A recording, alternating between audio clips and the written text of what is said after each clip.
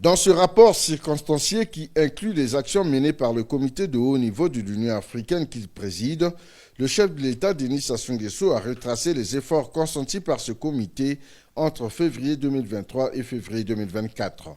Des contacts permanents ont été établis entre l'Union africaine et les différentes composantes de la société libyenne, ainsi qu'avec les leaders politiques et les représentants de la communauté internationale, a dit le président de la République du Congo, dans la perspective de la tenue du dialogue interlibyen préalable à la tenue des élections générales dans ce pays.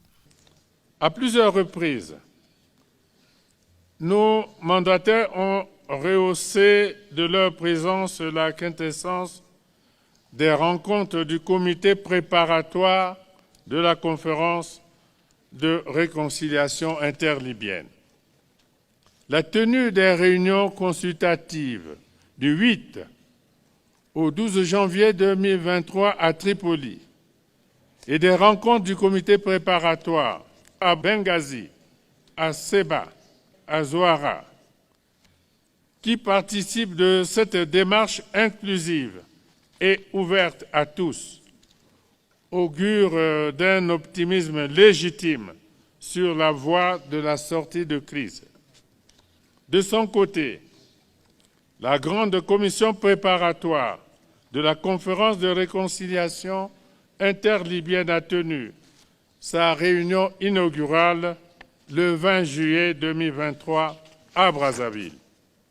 À cette occasion, les parties libyennes en conflit se sont retrouvées, toutes tendances confondues, autour d'une même table.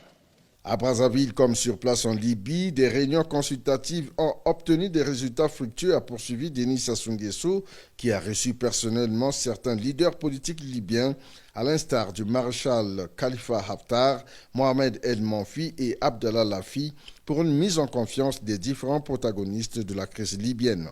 Par leur fréquence, les rencontres et contacts surmentionnés procèdent de la portée et l'urgence. 1.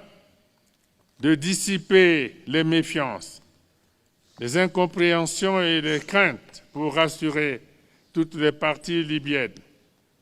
2. De consolider le rapprochement des parties par le dialogue constructif. 3. D'approfondir les négociations engagées pour juguler les écueils et autres mobiles susceptibles de faire encore perdurer la crise libyenne. Notant que l'Union africaine reste ouverte à une réelle convergence de vues avec la communauté internationale pour une sortie de crise en Libye. Pour cela, le président Denis Sassou Nguesso réaffirme la nécessité d'une complémentarité des efforts avec les Nations Unies, la Ligue arabe et l'Union européenne sur le dossier libyen.